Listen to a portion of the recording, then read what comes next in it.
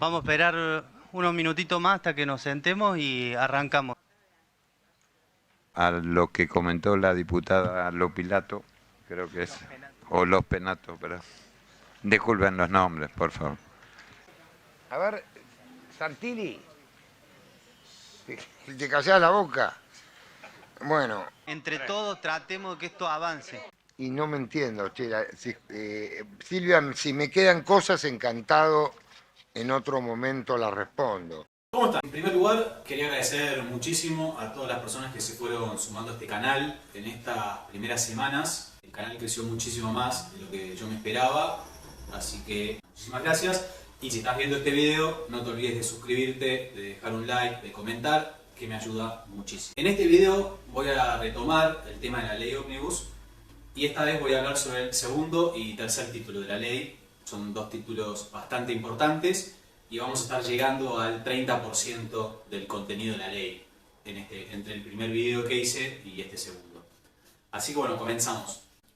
Este segundo título de la ley va a hablar principalmente de las reformas de la Administración Nacional, es decir, el funcionamiento diario del gobierno. Gran parte de las atribuciones que se dan al presidente en esta ley ya están contenidas en el artículo 99 de la Constitución. Esto es algo un poco extraño, algunos diputados lo mencionaron en las asambleas de comisión, pero bueno, es el contenido de este título en gran parte.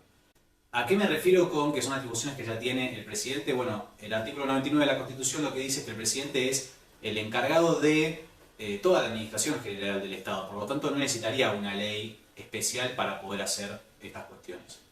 Y acá yo quiero rescatar principalmente tres conceptos que se mencionan de alguna manera en la ley y está bueno especificar de qué se trata esto. Estos tres conceptos son la centralización, la desconcentración y la descentralización.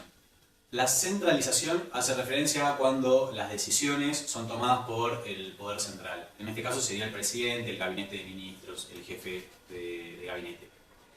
La desconcentración es cuando algunas funciones del Estado son delegadas en órganos inferiores, en direcciones, en algún órgano del Estado, pero siempre dentro de la misma administración nacional. Dependen directamente o de presidencia o de algún ministerio. Distinto es cuando se realiza una descentralización. En el caso de la descentralización, esas funciones del Estado son delegadas a organismos que están fuera de la administración nacional propiamente dicha, si bien siguen siendo parte del Estado nacional, no responden directamente a la presidencia o a algún ministerio.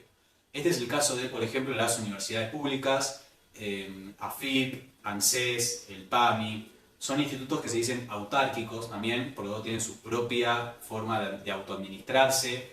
Si bien el presupuesto viene de la nación, tienen la capacidad de manejar su propio presupuesto sin tener demasiado control externo.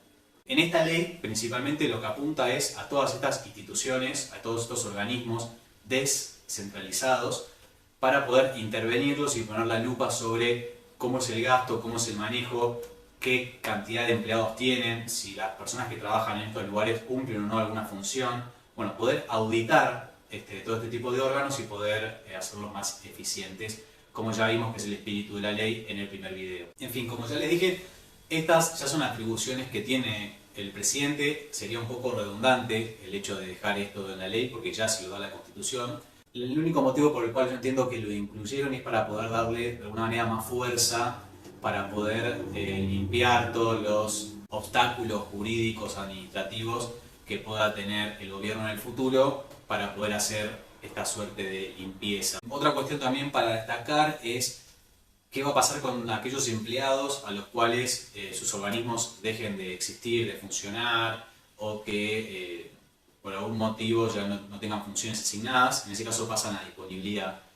Si bien el tema de la ley de empleo público es un tema interesante, quizás para hacer otro video, solo mencionar que, porque se habla mucho sobre esto del pase de disponibilidad en estos días. Pase de disponibilidad significa que esa persona va a seguir cobrando sus saberes durante un año y en caso de que no vuelva a tener funciones dentro de la administración pública, es dado de baja. Yo no creo que esto termine sucediendo de manera masiva por una cuestión de contingencia política y social, pero bueno, simplemente para conocer el término porque se está mencionando mucho hoy en día en los medios y en las comisiones de diputados. ¿Qué más? El siguiente capítulo de este mismo título habla sobre las privatizaciones. La ley de privatizaciones de empresas públicas ya existe, es de los 90. Lo único que hace lo que hace la ley ómnibus, mejor dicho, es activar esta ley, pasando a disponibilidad de privatización un listado de empresas muy extenso.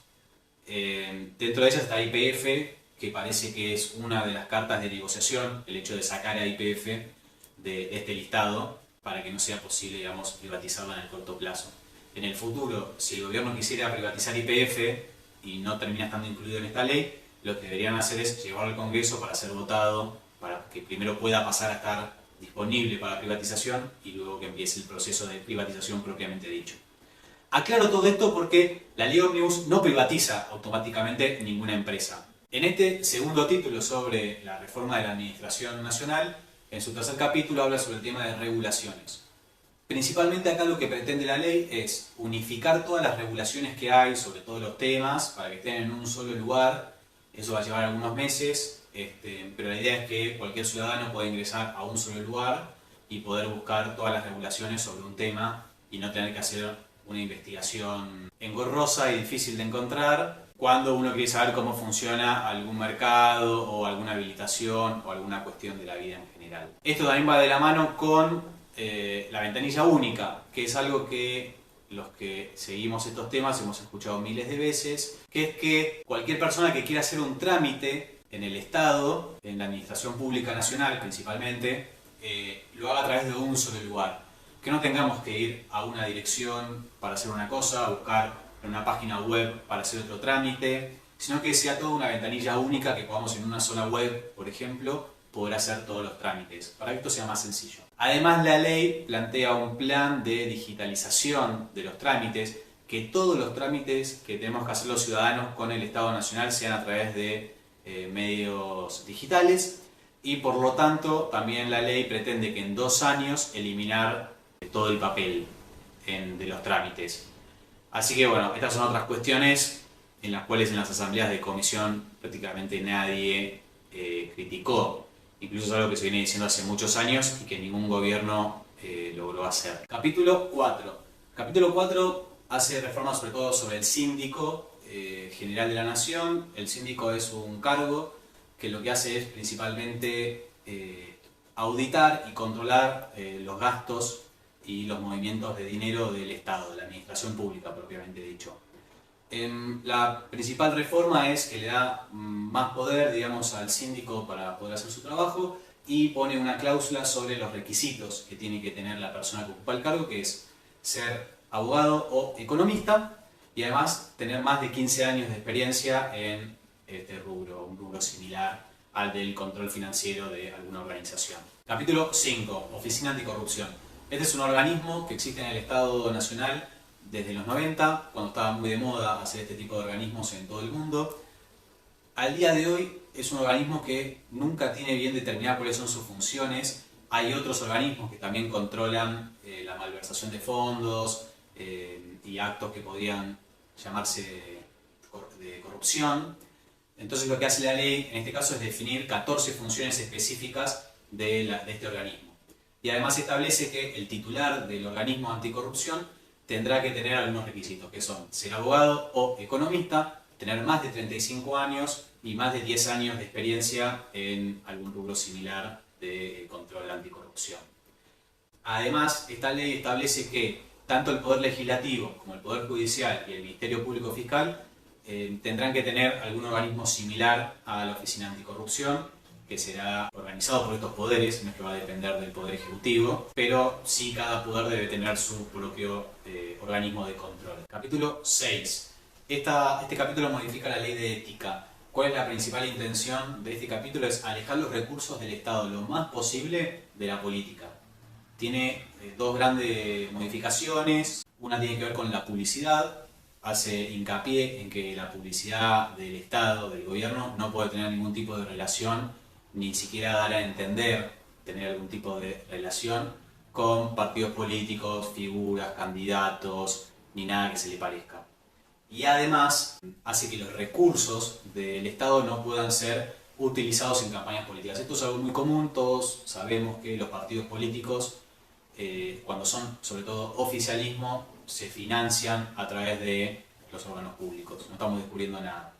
Lo que hace es que ningún recurso físico, digital, ni de ninguna índole pueda tener intervención en la campaña política. ¿Qué significa esto? Voy a dar dos ejemplos de la actualidad cercanos. Uno es el ejemplo de Iñaki, que era del equipo, o es del equipo de comunicación de Milei, que con la cuenta de la Casa Rosada se dio un like en Twitter en su cuenta personal. Esto sería totalmente penado, digamos, iría en contra de esta ley, utilizar una cuenta oficial para promover una cuenta personal de un funcionario.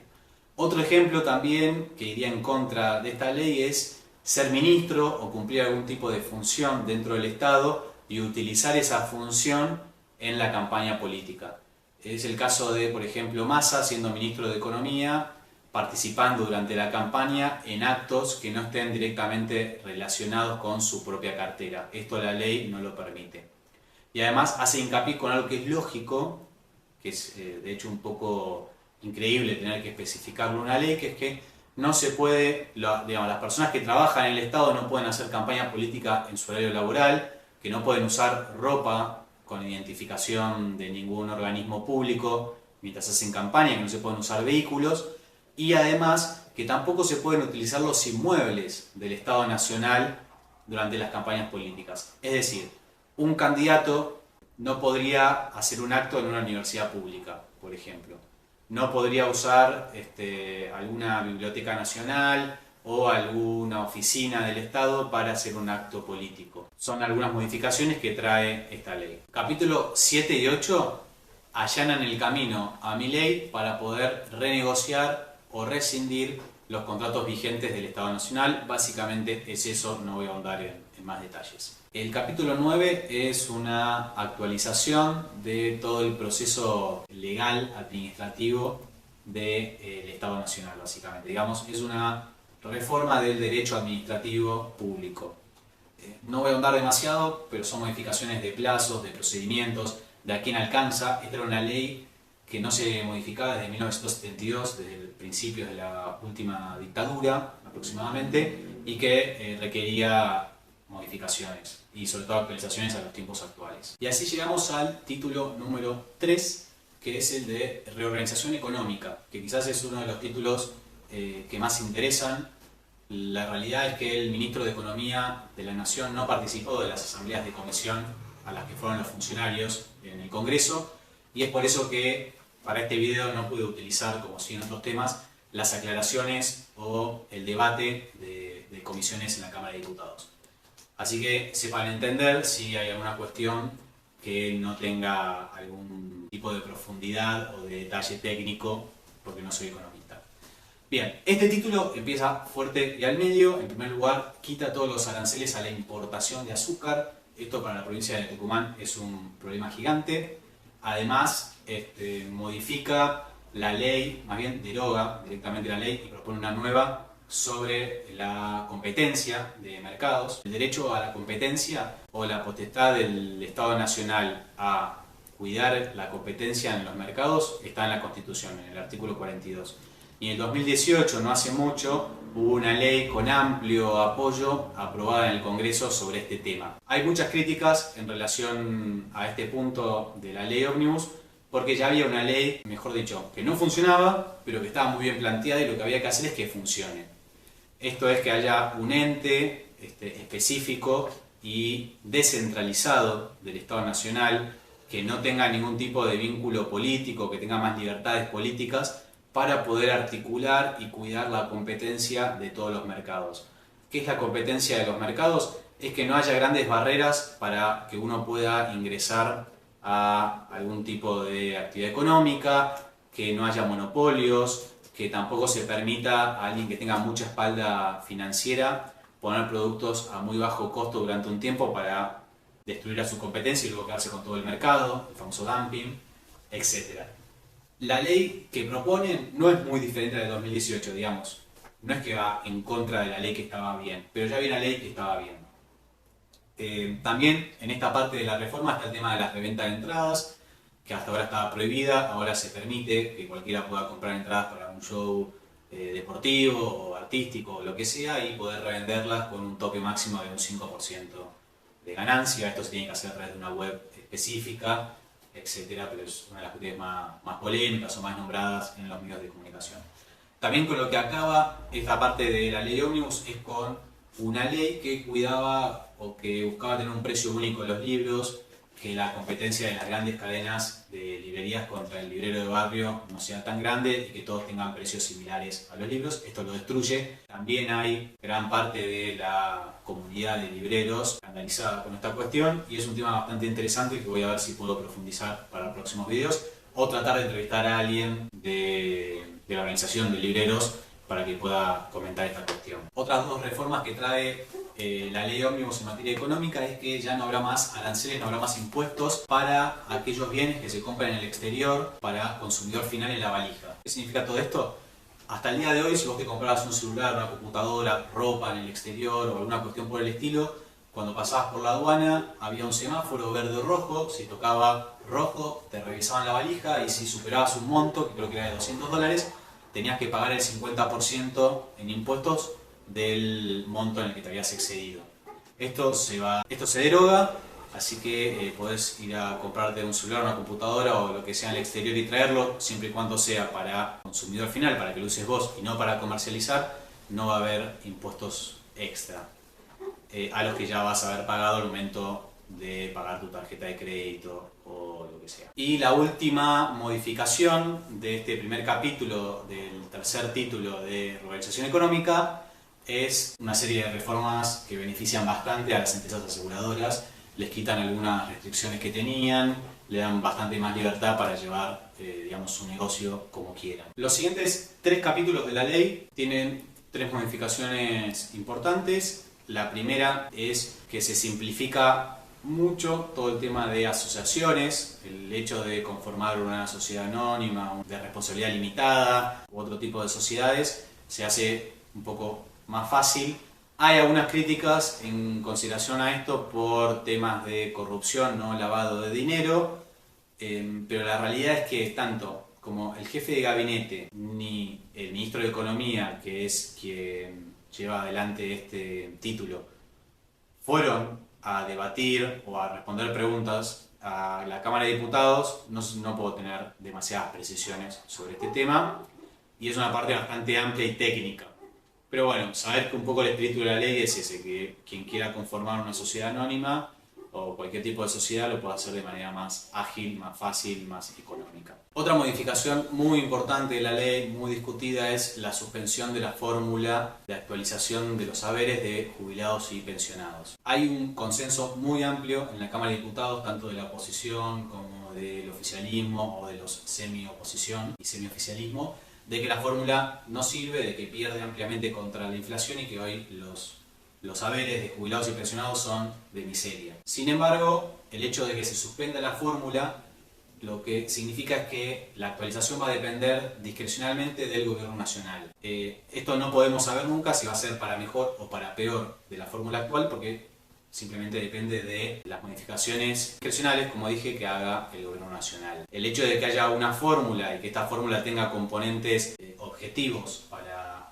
calcular los porcentajes de aumento de las jubilaciones hace que el sistema funcione mejor.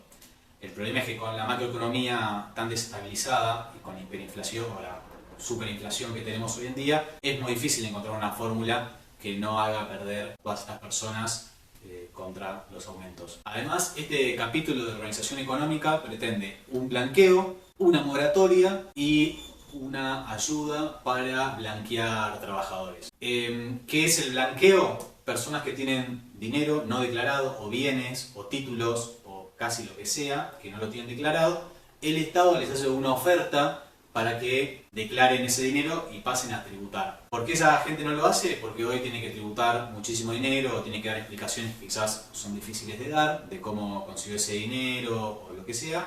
El Estado un poco hace la vista gorda a cambio de que esas personas ingresen ese dinero al sistema y le den más espalda financiera a todo el el sistema financiero argentino. Como siempre, los blanqueos y las moratorias son discutibles porque benefician a quien estaba en falta y nunca se hace alguna ley o algún beneficio para quienes pagan regularmente sus impuestos o tienen todas sus cosas blanqueadas y pagan impuestos sobre eso. Lo mismo que el registro de personas que trabajan en negro. El Estado le ofrece a quienes tengan empleados en negro blanquearlos y a cambio les quitan penas, multas, el Estado se compromete a que no va a iniciar acciones penales ni legales de ninguna índole contra esas personas, a cambio de que, bueno, esos empleados pasen a tener aportes y todos los beneficios que tiene un empleado en blanco. Son beneficios tanto para el trabajador como para el Estado, que adquiere más recaudación para los jubilados y pensionados. Lo último que voy a decir sobre el tema de blanqueo, moratoria y registro de empleados en negro es que siempre es polémico este tema, siempre uno se pregunta si nos está beneficiando a alguien que especula con no cumplir con las normas y esperar a que pasen este tipo de beneficios para terminar tributando y pagando menos. Pero bueno, es la forma que tiene hoy el Estado, o que encuentra el Estado, de poder ingresar mayor dinero y que personas que hoy evaden impuestos pasen a pagarlos.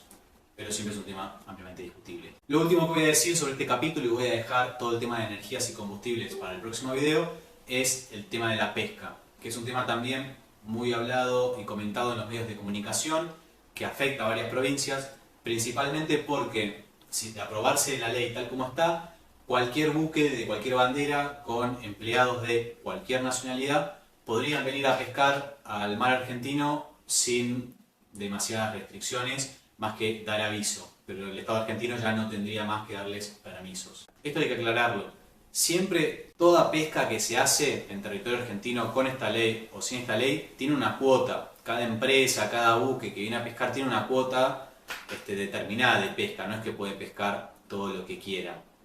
La pesca extranjera en las 200 millas argentinas es legal a través de estas cuotas. Lo que es ilegal es cuando buques sin autorización ingresan a pescar sin control indiscriminadamente cualquier especie y en cualquier cantidad. Eso no se cambiaría. Lo que se cambia es que puedan hacerlo buques que no son de bandera argentina y con personas, con empleados que no son argentinos, y eso termina perjudicando mucho a toda la industria pesquera argentina. También es un tema muy discutible, yo creo que lo van a terminar modificando. Bueno, y hasta acá este video, que se hizo un poco largo, vimos una porción muy importante de la ley. Muchísimas gracias por bancar, por entrar, por ver, por suscribirse sobre todo. Por favor, suscríbanse y nos vemos la próxima.